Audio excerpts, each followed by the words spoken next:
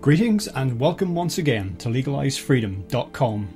I'm your host Greg Moffat, and my guest today is Douglas Carswell MP, who joins us to discuss his new book, The End of Politics and the Birth of iDemocracy. The West is in crisis. Governments have grown too big, living beyond their means and ours. The true cost of extra officialdom has been concealed. Parasitical politicians have been hopeless at holding to account the elites who now preside over us. As a result, Western nations are mired in debt and chronically misgoverned. Should we despair? In The End of Politics and the Birth of iDemocracy, Douglas Carswell argues that we should not. Precisely because the West's big government model is bust, things are going to have to change. The West is on the cusp of dramatic changes driven by the failure of her elites, technology and mathematics. At the precise moment that big government becomes unaffordable, the internet revolution makes it possible for us to do without it. Be optimistic. We are going to be able to manage without government and thrive. The old political and economic order is about to give way to something vastly better. Hello and welcome Douglas Carswell, and thank you very much for joining us today on legalizefreedom.com. Well, thank you for inviting me. Now, Douglas, today we're going to talk about your new book, which is The End of Politics and the Birth of iDemocracy. It's quite a dramatic title. Perhaps you could give us just an overview of what you deal with and explain the overall concept of iDemocracy. Well, I start off in the first part of the book by looking at the way that government in Western countries has grown.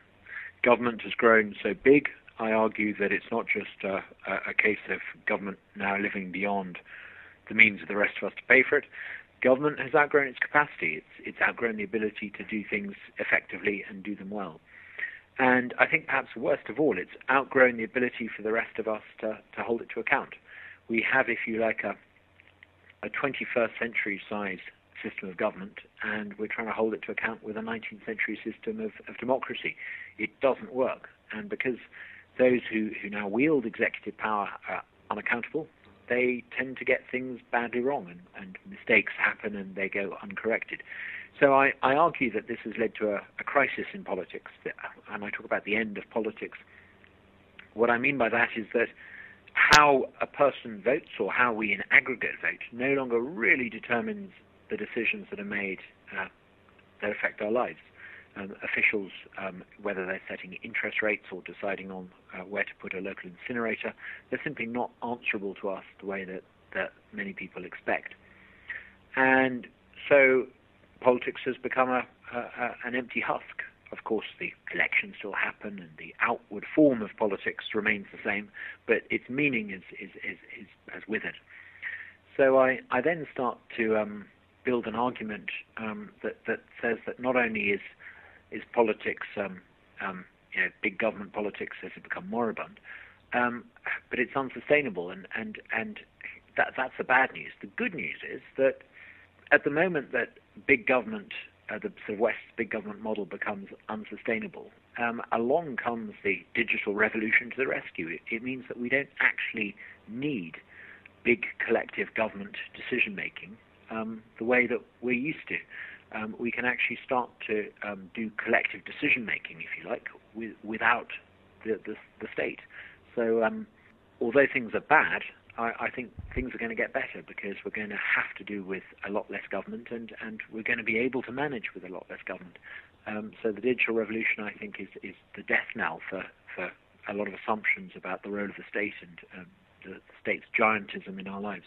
Now, the fact that the system is unsustainable, the interlocking big political and financial system was brought into sharp relief, of course, in 2008 with the financial crisis. Yep. And since then, the loss of faith in the political and financial establishment has continued apace. But certainly if you listen to mainstream reporting and ask a lot of average people in the street, despite all of that disenchantment, there still seems to be a waiting for a return to business as usual. But you argue that that's not going to happen. It's not going to happen. I mean, still the political elite in Westminster talk as though the banking crisis in 2008, 9, 10, it's still carrying on. It's not actually resolved at all. But they still talk as though it's a blip. they haven't yet realized that it's an existential threat to it's the end of a series of long cherished assumptions cherished by the political elite. It's an end, first of all, I think, to a system of candy floss banking where you basically conjure credit out of thin air. I think it's also probably the beginning of the end of the post-Bretton Woods system of fiat money. It's an end to that insane system of economics that I think we used to call monetarism, which suggested that the way to run an economy was to conjure up cheap credit from nowhere. Monetarists would describe it as controlling the supply of money. But, it's really just sort of Keynesianism in slow motion. For 30 or 40 years, we've had a succession of governments who claimed that, they could manage the economy the way the Soviet Politburo once thought that it could manage Soviet industry. And, the tools are different, but the conceit is the same, and that is that a tiny elite could decide using various levers. In this case, it was the supply of credit. They could engineer prosperity. Unfortunately, it now looks as if decades of prosperity that they engineered were no such thing. It was an artificial stimulus created by an artificial glut of credit, and it did something not just damaging. The most harmful thing about it was that Western governments running their economies this way masked a decline in Western competitiveness as globalization and free trade meant that other economies started to take off. The glut of cheap credit in the West masked declining competitiveness and meant that it suited government, obviously, because they could this glut of cheap credit created a short-term boom, and they could harvest the tax that was generated, particularly from the financial services. But unless you happen to be a big corporate banker or a government official, its long-term consequences have been very harmful. It's left people in a lot of personal debt. It's left us with a lot of public debt as taxpayers. And I think there's a recognition that many of the assumptions that we've had about the economy over the past 30 or 40 years are actually not as solid and sound as we thought they were. Anyone who's read popular books of recent years, such as Squandered by David Craig, or John Lanchester's Whoops, Why Everyone Owes Everyone Else and No One Can Pay, will understand that this pattern of government borrowing and spending, and indeed the structure of the financial system itself, means that it's basically mathematically impossible to address the deficits and debts in their own terms. Something has to change structurally, and you address that in your book also. Yep. Something's got to give, and it's not going to be the Chinese creditors. I think when you reach the situation that many Western countries, particularly Britain, but also Japan and the United States and certainly some Euroland countries, but not all, when you reach the situation that they're in, the debt becomes unmanageable. And I'm not just talking about sort of Greece and Spain defaulting on their debts. I think the debt has and will become unmanageable for Britain and America and Japan. And I think we're living through the last days of a sort of a bond bubble when there's still a belief that governments are going to be able to manage, and they're not. And eventually the bond bubble will burst, and a lot of people who are owed money will not get it. And I think the wiser public policy makers have already factored that in, and are beginning to see what will the world look like after that. In Britain, I think it raises some intriguing questions. I don't think it just means the end of the idea of monopoly money, monopoly in both senses of the term, losing value as in the board game, and monopoly in the sense that we all have to live under the George Osborne pound. It's not just going to challenge assumptions about monopoly money. I think it's also going to raise a fundamental question. At the moment, the British state commissions about £30,000 worth of services for every family. When the bond bubble bursts, and we wake up one morning and it's not just the rhetoric of deficit reduction. Whoever's the chancellor is actually going to have to look us in the eye and say, that there simply isn't the money that we thought there was, and I can't continue to print it or borrow it. how are we then going to get the state to deliver public services? Well, the only way we can do that is to see dramatic improvements in the efficiency of public administration, and the only way we can do that is to allow self-commissioning. So in effect, the coming crisis, the coming mathematical numbers crisis, I think is going to force us to have a much smaller government and have the state relinquish control over vast swathes of public service. That's not to say we're not going to have public services. It's just that instead of government running them, individual members of the public will have to commission their own share. We'll come back to that last point in a moment, but just to address the issue of these huge debts held by governments, all sorts of institutions, national, international, companies, banks themselves. Can this actually be unwound in a way? Because we know that a lot of it is, it's kind of funny money. It doesn't really exist in any form of tangible wealth. Can this be unwound in a way that doesn't actually cause a lot of devastation to a lot of people's lives who are not actually culpable in this? Well, I'm beginning to doubt that it can. I mean, when in 2007, 2008, the banking crisis first came along, I did everything I could and voted against every bank bailout I could, because I could see at the time that we were in effect converting a bank debt crisis into a sovereign debt crisis. But the reason, you don't need to be an economic expert to realize that you can't really unwind the debt crisis.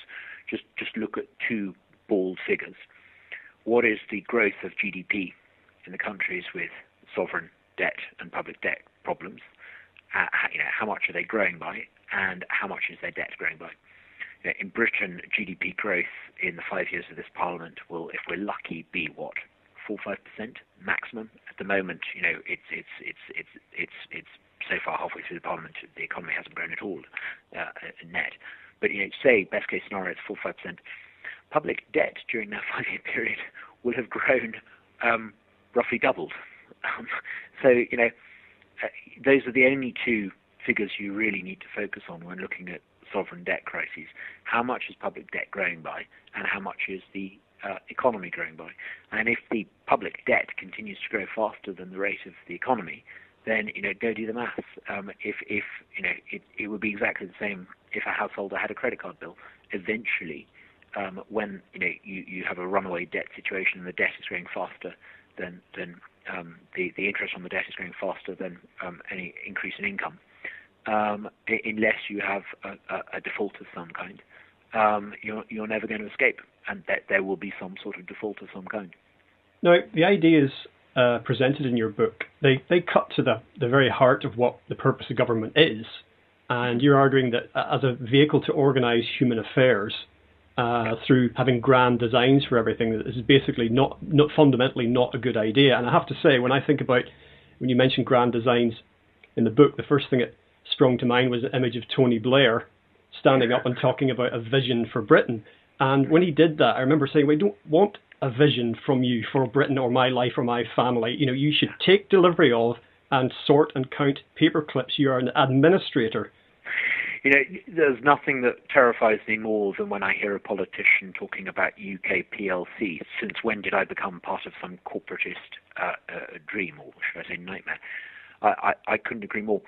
It's interesting, though, isn't it, how throughout this country's history, and in fact throughout most Western countries' history, we've had the tyranny of what you might call the blueprint, where you get a tiny elite, and they get it into their heads that society and human social and economic affairs should be molded according to their idea of what works.